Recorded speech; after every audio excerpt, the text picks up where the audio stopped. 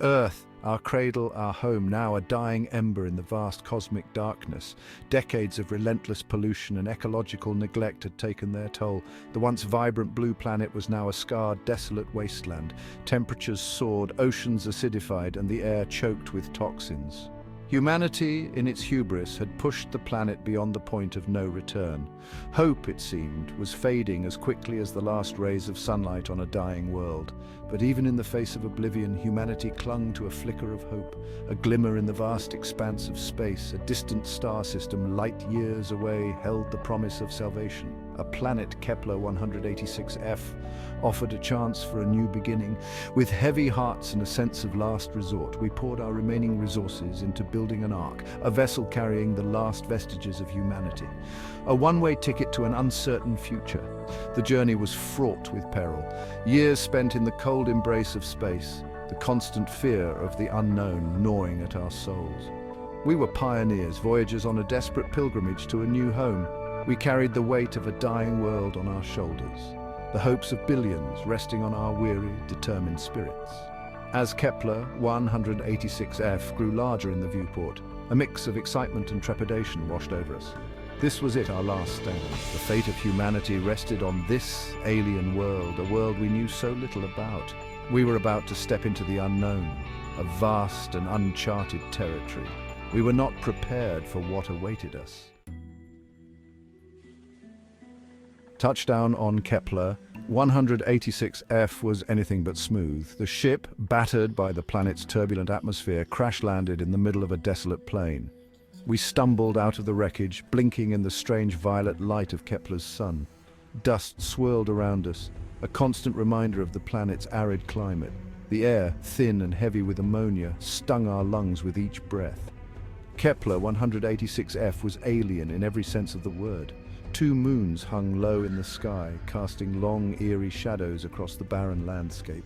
Strange bioluminescent plants dotted the landscape, their glow the only source of light in the perpetual twilight. Gone were the familiar blues and greens of Earth, replaced by a palette of purples, oranges, and deep, unsettling blacks. Survival became our sole focus. We salvaged what we could from the wreckage, setting up a makeshift camp amidst the alien flora. The air filtration system struggled to cope with the toxic atmosphere. Water was scarce, found only in small underground reservoirs. We were strangers in a strange land, desperately trying to find our footing. The planet was unforgiving, a constant battle against the elements, yet we persevered. Driven by the primal instinct to survive, fueled by the hope that we could build a new home from the ashes of our old. We were determined to honor the sacrifices of those left behind on a dying Earth. We would not fail. We had survived the journey. Now the real struggle for survival was just beginning. Every day on Kepler 186f was a fight against extinction. Food, water, and breathable air were luxuries. We rationed our dwindling supplies, our hopes dwindling with each passing day. The planet's soil, rich in minerals but lacking essential nutrients, proved hostile to Earth crops. Our dreams of cultivating vast fields of wheat and corn turned to dust. We adapted, learning to extract moisture from the strange bulbous plants that dotted the landscape. We hunted the few indigenous life forms we encountered, 6-legged, reptilian creatures with tough, leathery hides. Their meat, though unappetizing, provided much-needed sustenance. The environment tested our limits. Violent sandstorms swept across the plains with little warning, blinding us with dust and threatening to bury our fragile outpost. Temperature swings were extreme, scorching days followed by frigid nights.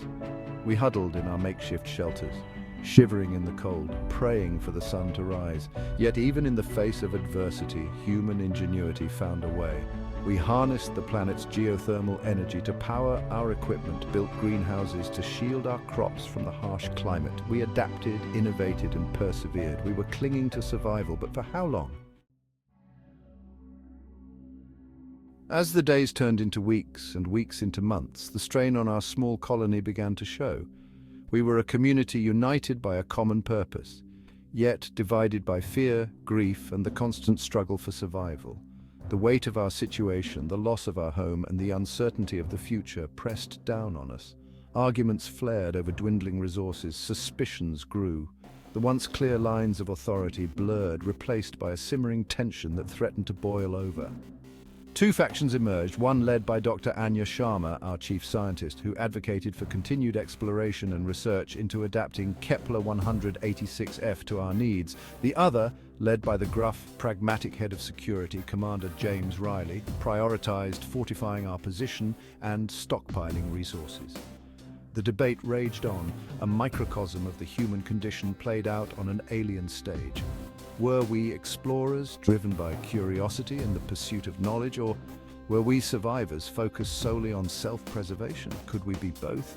The questions gnawed at us, eroding the fragile unity that had held us together. The cracks in our fragile society were widening. Could we mend them before they shattered us completely? The conflict brewing within our ranks was soon overshadowed by a more immediate threat. Our initial explorations had revealed no signs of intelligent life on Kepler 186f.